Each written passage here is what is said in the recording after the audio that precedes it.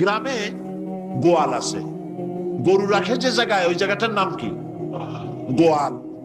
গভীর রাত্রে গরুর মালিক শুনতে পাচ্ছে গোয়াল ঘরে খুব শব্দ হচ্ছে। রাখালকে ডেকে বলছে, দেখ তো কি কিসের শব্দ? ওই যে দেখে এসে জবাব দিচ্ছে যে গোয়ালে যে ষাটটার শিং মোটা, তার গুতার চোটে ওই গোয়ালের মধ্যে যত গরু আছে কেউ টিকতে পারতেছে না, খালি গুতাইতেছে সমানে। মালিক কয় যে দীর্ঘদিন থেকে দেখতেছি এটার গুতার চোটে সমস্ত গরুগুলি অস্থির হয়ে যাচ্ছে, যা একটা মোটা দড়ি দিয়া, খাট্ট একটা দড়ি দিয়ে খুঁটির সাথে জড়ায় বাঁধতে রাখ গলাটারে। মোটা একটা দড়ি দিয়া গলার সাথে খুঁটির সাথে যদি বাঁধতে দেয়, এরপরে খালি ফোঁস করতে পারবে, গুতাইতে আর পারবে না। ঠিক অনুরূপ ভাবে কোন জনপদ থেকে, কোন দেশ থেকে যখন দেশের মানুষেরা, যখন দেশের নিরস্ত্র মানুষেরা, গরিব মানুষেরা যখন আল্লাহর দরবারে গভীর রাত্রে ফরিয়াদ তোলে, আল্লাহ জুলুমে অত্যাচারে জর্জরিত হয়ে গেলাম, মার খেতে খেতে শেষ হয়ে গেলাম, অত্যাচারে অত্যাচারিত হচ্ছি, চিৎকার বাড়তে থাকে, আল্লাহ পাক তখন তার নজর দিয়ে দেখেন। আল্লাহ তো দেখতেই থাকেন সব সময়ের জন্য। আল্লাহ পাক কার কারণে এগুলি হচ্ছে, আল্লাহ পাক টের পান। শিং কারো কারো মোটা হয়েছে, আজরাইলকে পাঠায় দেন, যাও খাটো দড়ি দিয়ে বাঁধে থো। খাটো দড়ি কোনটা বুঝছেন? 3 হাত, 3 হাত কব কোনটা? খাটো দড়ি দিয়ে বাঁধে থো। সুতরাং কত বড় বড় রাজা বাদশাহ ক্ষমতা এলো, মানুষের উপরে জুলুম করলো, আল্লাহ পাক তার ইন্তেকাম নিয়েছেন। সেই আল্লাহ এখন আর নাই, নাউজুবিল্লাহ। সে আল্লাহ আছেন কিনা? পূর্ণ শক্তিতে বহাল কিনা? হুয়াল হাইয়ুল কাইয়্যুম। এমন অবস্থা নয় যে বাংলাদেশে কি হচ্ছে আর আল্লাহ টের পাচ্ছেন না। কি বলেন? আল্লাহ রাব্বুল আলামিন বলেন, লা তাখুযুহু সিনাতুন ওয়ালা নাওম। ঘুম নাই, তন্দ্রা নাই। কার? ঘুমানো না, তন্দ্রাও জানি। তন্দ্রা কারে কয়? জি, ঝিমটি, জিমানি, যাই বলেন আপনারা বুঝে নিয়ে। ওই যে বসে বসে এরকম করে, আল্লাহ ওরকমও করেন। ঘুমো নাই, তন্দ্রাও নাই। হযরত মুসা আলাইহিস সালাম বলছিলেন যে আল্লাহ তুমি নাকি ঘুমাও না। মুসা আলাইহিস সালাম তো খুব আদরের নবী, আল্লাহ পাকের খুব আদরের নবী, দারুণ আদর। আল্লাহ পাক বলছেন, মুসা আমি তোমারে আমার জন্য বানাইছি। সুবহানাল্লাহ। কোরআন শরীফে আছে, আল্লাহ পাক বলছেন, মুসা আমি তোমারে আমার জন্য বানাইছি। তোমাকে যখন তোমার মা দরিয়ায় ভাসায় দিয়েছিল, আমি তোমার বাক্সর দিকে তাকাইছিলাম। সুবহানাল্লাহ। আল্লাহ যদি বলেন আমি তাকাইছিলাম, সুবহানাল্লাহ। তোমারে আমার জন্য বানাইছি। সুতরাং হযরত মুসা আলাইহিস সালাম তিনি বলছেন আল্লাহ পাককে খুব আদরের নবী, তো আল্লাহ তুমি নাকি ঘুমাও না। আল্লাহ কয় তুমি বিশ্বাস করো না? হযরত মুসা আলাইহিস সালাম বললেন, আল্লাহ অবশ্যই বিশ্বাস করি, তবে বুঝি না বিষয়টা কি, বুঝি না কেমনে না ঘুমাই পারে, বুঝি না। আল্লাহ আচ্ছা ঠিক আছে, তুমি যখন বিশ্বাস করছো তখন আর অসুবিধা নেই, বিশ্বাস না করলে মুসিবত ছিল। পয়গম্বর মানুষ, তাকে তো বলতেই হবে বিশ্বাস করি, তবে বুঝি না। আল্লাহ কয় ঠিক আছে, বিশ্বাস যখন করো আমি বুঝাই দেবো। নিয়ে আসো এক গ্লাস পানি। এক গ্লাস পানি নিয়ে আসলেন, দাঁড়ায় থাকো। মুসা আলাইহিস সালামকে আল্লাহ বললেন পানি নিয়ে দাঁড়ায় থাকো, আর ঘুমের আল্লাহ করলেন মুসারে ধর। মুসা আলাইহিস সালামের ঘুম এসে গেল। ঘুমের আমেজে হাতটা শিথিল হয়ে গ্লাসটা পড়ে ভেঙ্গে চুরমার হয়ে গেল। হযরত মুসা আলাইহিস সালাম ভয় পেয়ে গেলেন। আল্লাহ পাক শোনায় দিলেন, ভয়ের কোনো কারণ নাই, একটা পরীক্ষার জন্যই দিলাম, তোমার বোঝার জন্যই দিলাম। তুমি যেমন এক গ্লাস পানি নিয়ে, একটা গ্লাস নিয়ে এক মুহূর্ত দাঁড়াতে পারলে না, ঘুম আসলো আর হাত থেকে পড়ে গ্লাসটা ভেঙে গেল। মুসারে তুমি বুঝে নাও, তুমি জেনে রাখো, তাম সৃষ্টি জগৎ তোমার আল্লাহ, আল্লাহ রব্বুল আলামিনের হাতের মুঠার মধ্যে রয়েছে। আল্লাহ রব্বুল আলামিন যদি ঘুমায় যান, এই পৃথিবীর আকাশ এবং জমিনের সব ট্রাফিক কন্ট্রোল আল্লাহ পাক নিজেই করেন। যদি তিনি ঘুমায় যান সব শেষ হয়ে যায়। বাংলাদেশে কি হচ্ছে, পৃথিবীর কোথায় কি হচ্ছে তা আল্লাহ দেখছেন না? চিল্লায় বলো দেখছেন না? সে আল্লাহ রাব্বুল আলামিন তিনি পরিষ্কার করে বলছেন, যারা নাকি মুমিন বান্দা তারা অহংকারী হয় না, ক্ষমতায় থাকুক ক্ষমতায় না থাকুক কোন অবস্থাতেই অহংকারী হতে পারে না। আল্লাহ পাক শোনায় দিয়েছেন যারা অহংকার করে তাদেরকে পরিষ্কার করে বলেছে, ওয়ালা তামশি ফিল আরদি মারহা, খবরদার আমার জমিনের উপরে অহংকারের পথে বড় হেঁটো না। দেখছেন না কত আছে অহংকার করে হাঁটে, জমিনের উপরে জুতা পায়ে দিয়ে মচ মচ করে হাঁটতে থাকে। ওয়ালা তামশি ফিল আরদি মারহা ইন্নাকা লান তাখরিকাল আরদা, তুমি কি তোমার পদাঘাত দিয়ে আমার জমিনটারে ফাটাই দিতে পারবা? বলেন পারবে? যদি শক্তি থাকে দাও লাথি, তোমার ঠ্যাং ভাঙবে, মাটির কিচ্ছু। ওয়ালান তাখরিকাল আরদা মা, তুমি আমার এই জমিনটাকে ধসাই দিতে পারবে না। আর ওয়ালান তাবলুগাল জিবালা তুলা, আর পাহাড়ের উচ্চতা লাফ দিয়ে তুমি ছাড়াই যেতে পারবে না। আমার জমিনও ফাটাইতে পারবে না লাথি দিয়া, লাফ দিয়ে পাহাড়ের উচ্চতাও ছাড়াইতে পারবে না। তো এত লাফাও কেন? কম লাফাও, শক্তি কম দেখাও। আল্লাহ রাব্বুল আলামিন আবার বলেন, ওয়াইবাদুর রাহমানিল্লাযীনা ইয়ামশুনা আলাল আরদি হাওনা, আল্লাহর বান্দা যারা, সত্যিকারের বান্দা যারা, তারা দুনিয়ার বুকে বিনয়ের সাথে হাঁটে, মাথা নিচু করে বিনয়ের সাথে হাঁটে। সুবহানাল্লাহ। তো এই আল্লাহর প্রতি ঈমানের সবথেকে বড় লাভ হচ্ছে আত্মমর্যাদা সম্পন্ন বানায়। ঈমান তাকে বিনয় এবং বিনম্র বানায়, অহংকারী বানায় না। আর অহংকার করে তুমি যাবা কই? কদ্দুর ক্ষমতা তোমার? আল্লাহ কোরআন শরীফের বহু আয়াত দিয়ে এই কথাগুলি বলেছেন। আমি এইটা বুঝি নেই, জানোয়ারের চাইতে নিকৃষ্ট আল্লাহ কইলেন কেন? পরে অনেক চিন্তা করে বুঝে আসলো। আল্লাহ পাক বলেছেন, বুঝতে চেষ্টা করতে চাইলে আল্লাহ পাক বোঝার ব্যবস্থা করে দেন। সুবহানাল্লাহ। তো এটা কেন জানোয়ারের মতো হইল কেন? পরে চিন্তা করে দেখলাম যে বিষয়টা হচ্ছে মালিককে চেনা নিয়ে, আল্লাহকে চেনা নিয়ে। পশুতে কিন্তু মালিক চেনে। যেমন আপনারা বাড়িতে যদি কেউ কুকুর পোষেন, কুকুর পোষেন অনেকে, এই কুকুর পোষেন কেন? কুকুর পুষেছেন চোর ডাকাত যাতে বাড়িতে হামলা না করতে পারে, সেই জন্য কুকুর পুষেছেন।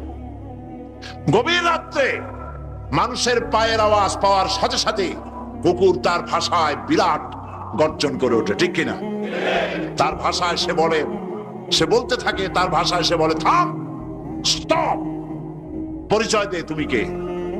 এখন ওই লোকটা যদি মালিক হয়, বাড়ির মালিক, কুত্তার মালিক, তাহলে সে যখন বলে কুকুর একটা নাম রাখে, ডবলু বল্টু কিছু একটা রেখে দেয়, তো কুত্তার নাম ধরে কুত্তারে ডাক দিল, থাম।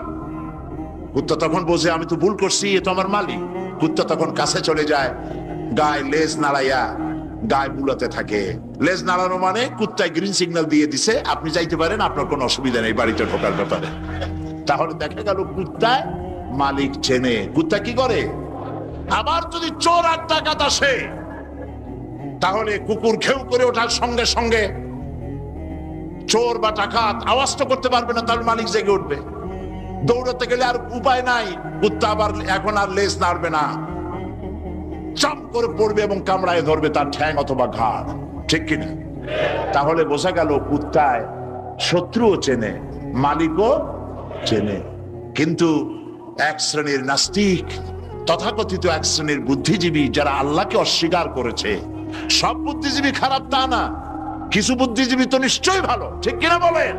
কিন্তু এক শ্রেণীর আছে যারা আল্লাহরে চেনে নাই, ওরা কিন্তু বাড়ির ওই গৃহপালিত ওই পশুর চাইতেও নিকৃষ্ট, বালহব আদাল জানোয়ারের চাইতেও নিকৃষ্ট। মালিককে চিনতে হবে। সেই মালিককে চেনার জন্য আল্লাহ রাব্বুল আলামিন কোরআনে কারীমের ভিতরে এই সূরাটির মধ্যে আল্লাহ পাক বলছেন আমার সাথে ব্যবসা করতে হবে এবং প্রথম কাজ হচ্ছে আমাকে চেনা, আল্লাহকে চিনতে হবে, আল্লাহ আছেন তা বিশ্বাস করতে হবে। একটি কথার ভেতরে একটি ছোট্ট সূরার মধ্যে আল্লাহ পাক বিষয়টি ক্লিয়ার করেছেন। আল্লাহ পাক বলেছেন কুল হুয়াল্লাহু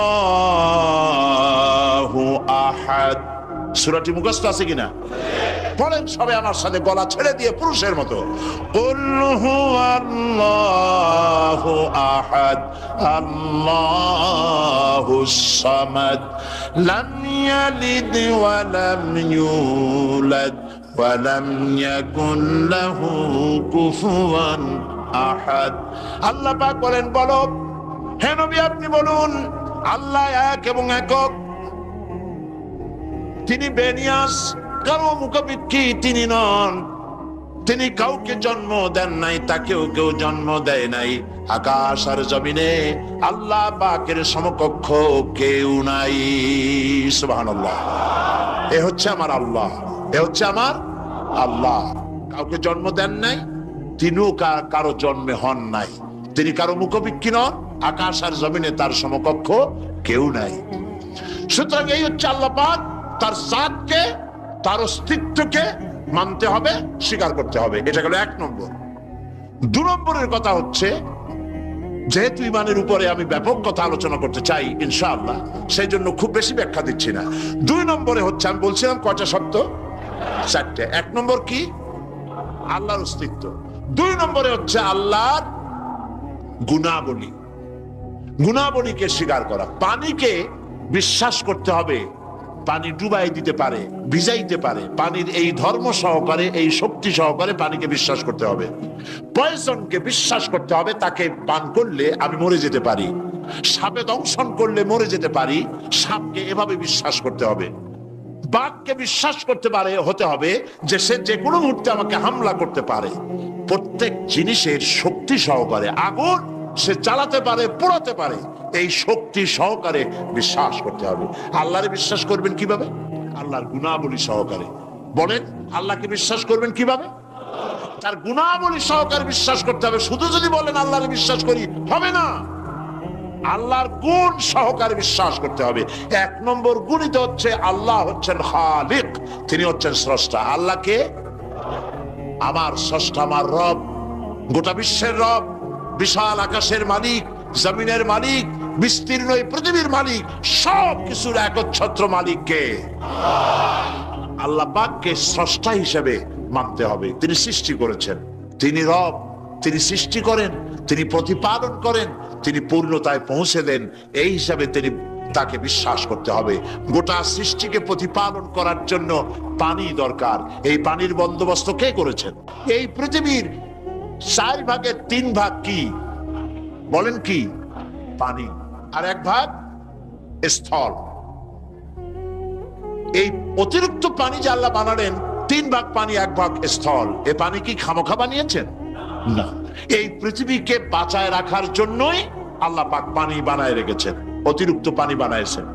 আবার ওই পানি সব জায়গায় পৌঁছতে পারবে না বলে আল্লাহ বিরাট জলাধার বানিয়েছেন, সমুদ্র, মহাসমুদ্র, বিরাট বিরাট দরিয়া, এতে পানি সব জায়গায় পৌঁছবে না বলে আল্লাহ পাক আবার খাল বানিয়েছেন, নদী বানিয়েছেন, বিল বানিয়েছেন, হাওর বানিয়েছেন, মাটির পরতে পরতে আল্লাহ পাক পানি রেখে দিয়েছেন। সুবহানাল্লাহ।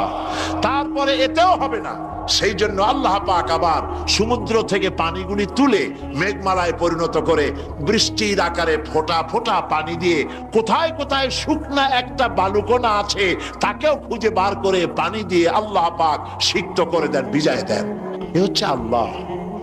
তার এই প্রতিপালনের শক্তি সহকারে, গুণ সহকারে তাকে বিশ্বাস করতে হবে। সবকিছুর স্রষ্টা তিনি, মালিক তিনি।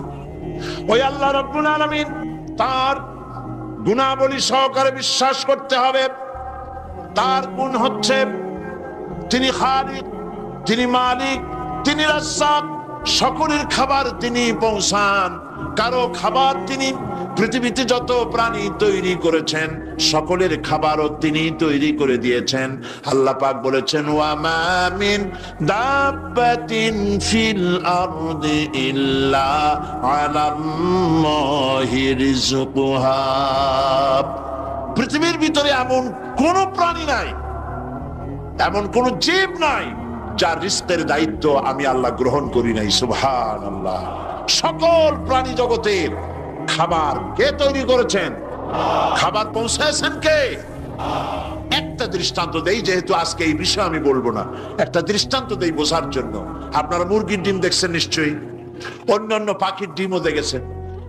এই ডিমের ভিতর থেকে বাচ্চা হয় ডিমের কোন অংশ দিয়ে? ভেতরের কুসুমটা দিয়েই কি হয় বলেন? বাচ্চা হয়। বাচ্চা যখন ডিমের ভিতরে হলো তখন তার প্রাণ আসছে।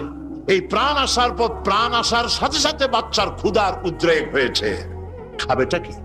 ডিমের ভিতরে খাবার পৌঁছতে গেলে ডিম তো ফেটেই যাবে, বাচ্চা মরে যাবে। এখন খাবারটা দুনিয়ার কোন বিজ্ঞানী ডিমের পেটের মধ্যে, ডিমের মধ্যের বাচ্চাকে খাবার পৌঁছতে পারবে কি? তাহলে ওই ডিমের মধ্যে বাচ্চাটাকে খাবার কে দেন? কিভাবে দেন দেখছেন আপনারা? কুসুমের বাইরে যে সাদা অংশটা থাকে এটা হচ্ছে প্রোটিন, এটা হচ্ছে খাদ্য। যতদিন এই বাচ্চাটা কুসুমের ভিতর থেকে বাচ্চায় পরিণত হয়ে যতদিন ডিমের মধ্যে থাকা লাগবে, 18 দিন বা 19 দিন, যতদিন থাকা লাগবে ততদিনের খাদ্য ওর চতুর্পাশে রেখে দেওয়া হয়েছে। সবটুকুন খেয়ে খেয়ে যেদিন তার সবটা সাদা অংশ খাওয়া হয়ে গেল তখন ঠোঁট দিয়ে পাতলা পর্দাকে ফাটায় দিয়া পৃথিবীর মাঝে বেরিয়ে আসে। এই বাচ্চাটির খাবার কে দিয়েছে? সমস্ত প্রাণীর খাদ্য তিনি পৌঁছে দিয়েছেন, কোন জিনিস তিনি বাকি রাখেন নাই।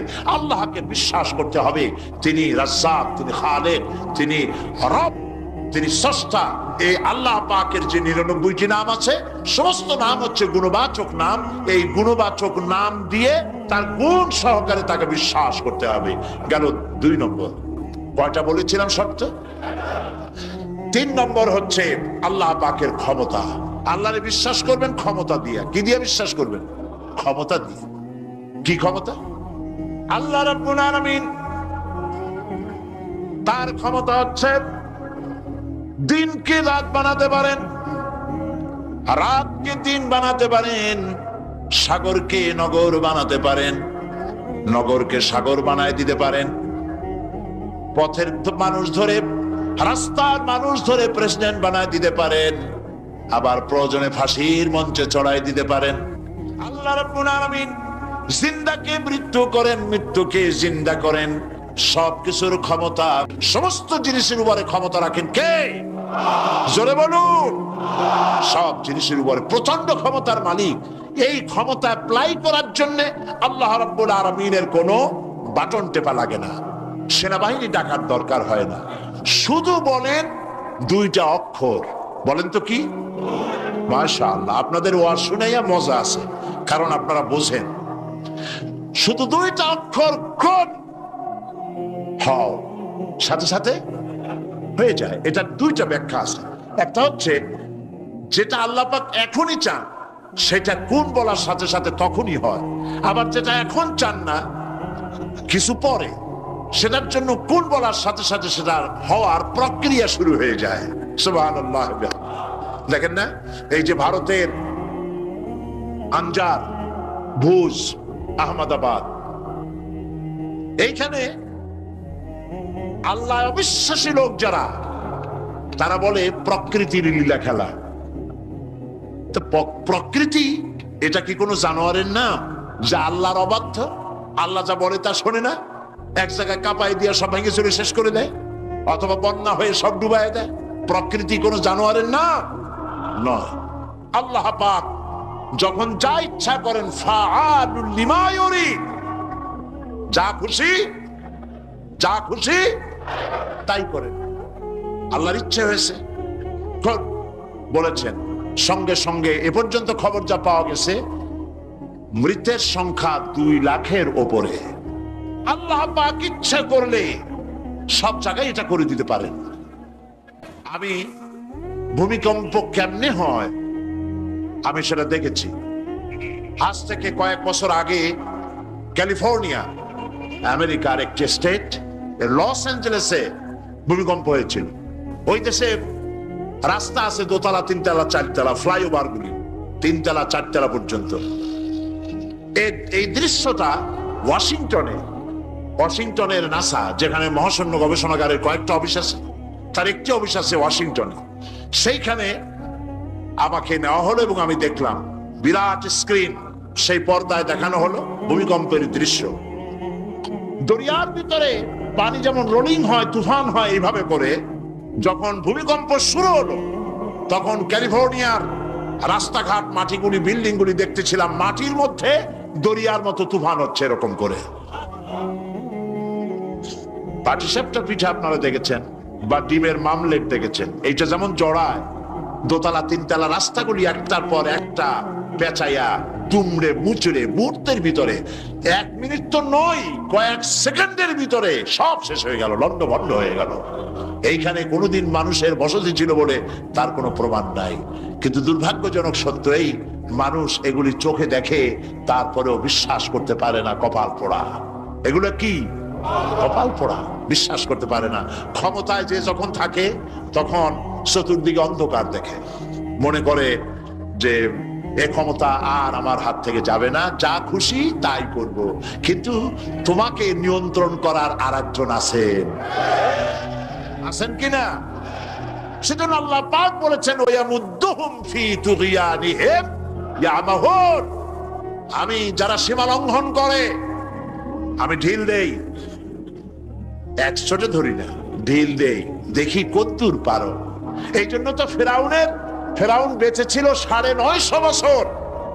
কোন কোন কেতাবে লেখা আছে 950 বছর হায়াত পেয়েছিল, জানি না কত বছর পাইছিল। 950 বছরের ভেতরে একদিন তার সর্দিও হয় নাই।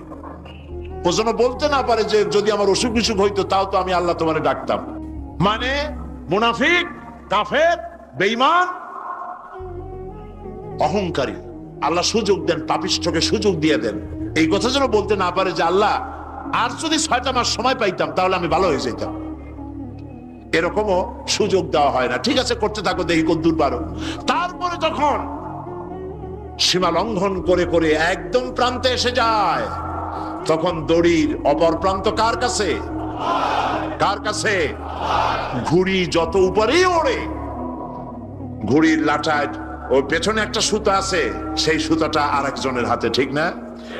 ঘুড়ি যতই মনে করুক যে আমি পাল্লা দিয়ে মঙ্গল গ্রহে যাব, যেখানে খুশি সেখানে যাব, ঘুড়ির এই অহংকার মিশে বেশি দূরে যেতে পারবে না, যেহেতু তোমার পেছনে একটা দড়ি আছে, সেই দড়িটা আরেকজনের হাতে। এই দড়িতে যখন টান দেওয়া হবে, কাছে ফিরে আসতে হবে, যেখান থেকে উৎপত্তি সেখানেই ফিরে আসতে হবে। সুতরাং আল্লাহ পাকের এই প্রচন্ড ক্ষমতাকে বিশ্বাস করতে হবে যে তিনি বিরাট ক্ষমতার মালিক। ফকিরকে আমির বানান, আমিরকে ফকির বানান, আবার প্রয়োজনে ইচ্ছে করলে পথের লোক ধরে, কেউ চেনে না কেউ শোনে না, আল্লাহ পাক ধরে নিয়ে বাদশা বানান। আবার যখন আল্লাহ নারাজ হন তখন ফাঁসিতে ঝুলায় দেন। পারেন কিনা? পারেন কিনা?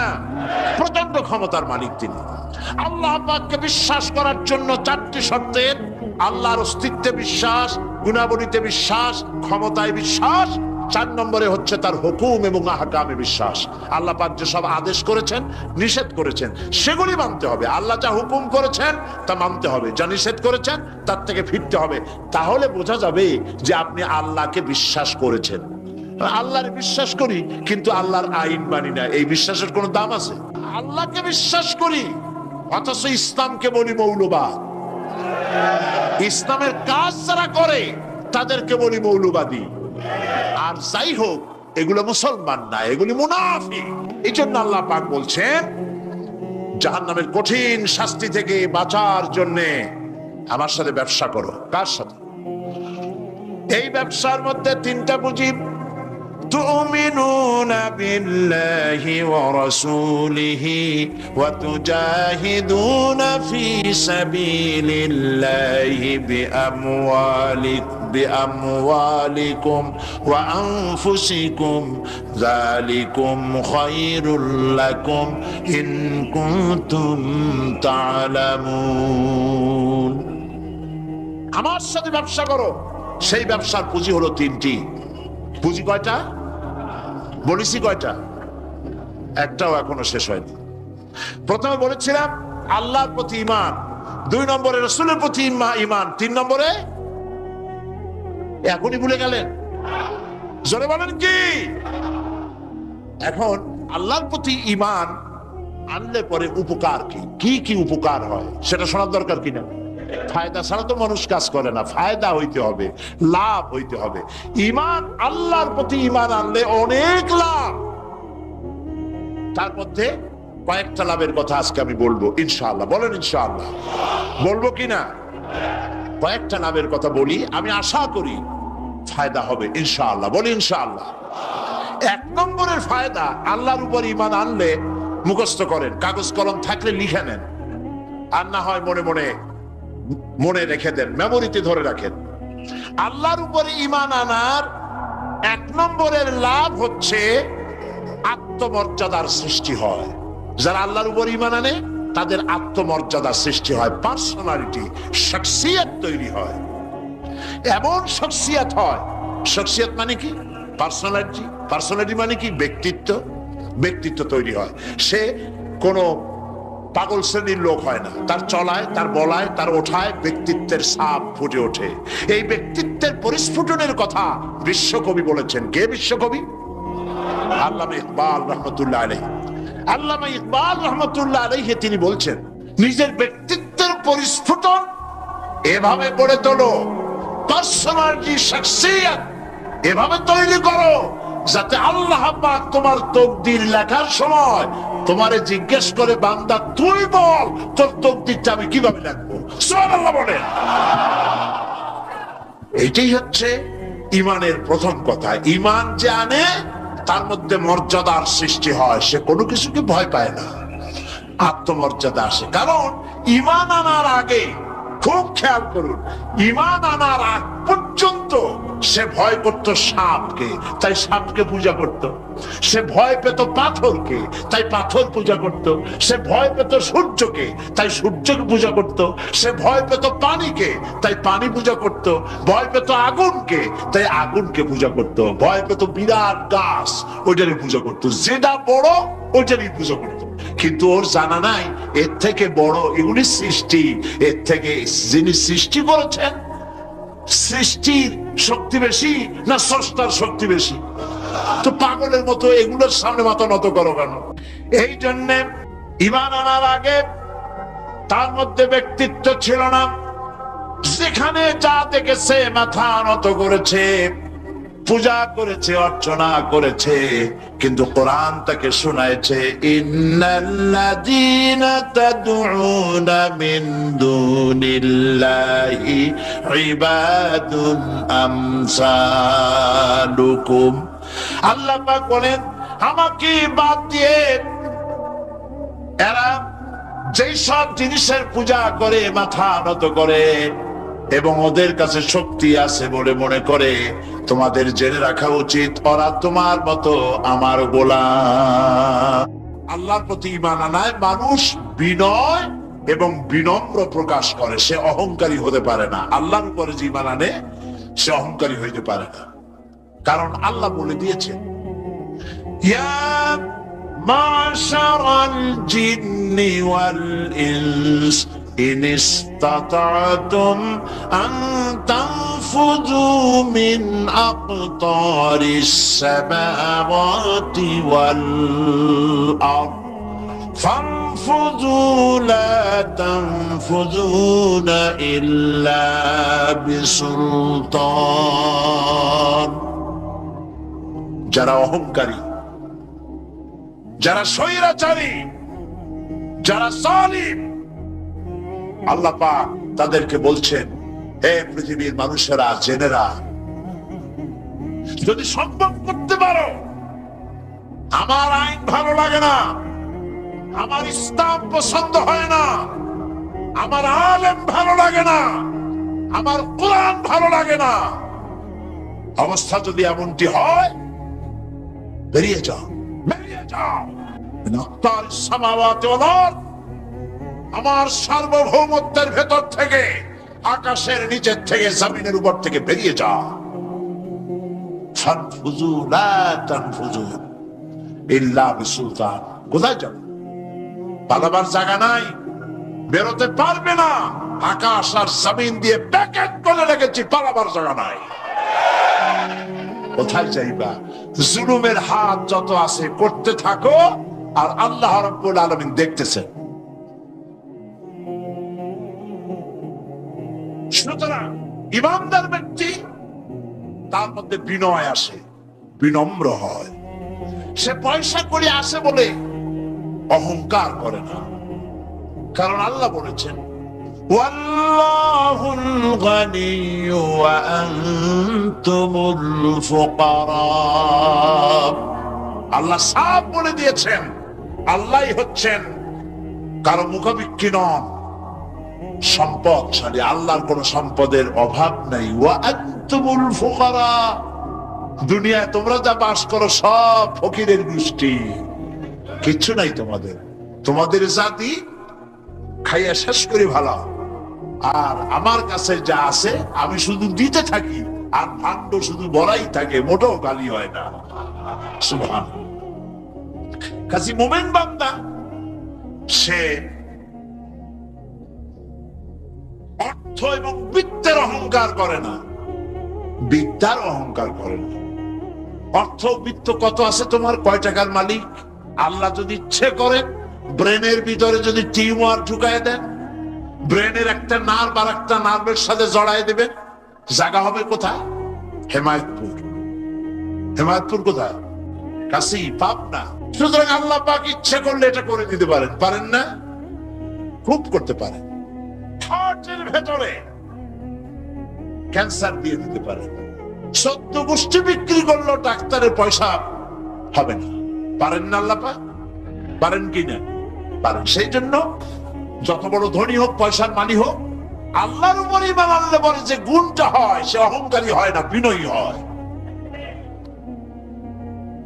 আল্লাহ রাব্বুল আলামিন কোরআনে কারীমের ভিতরে বলে দিয়েছেন লিল্লাহি মা ফিস সামাওয়াতি ওয়া মা ফিল আরদ।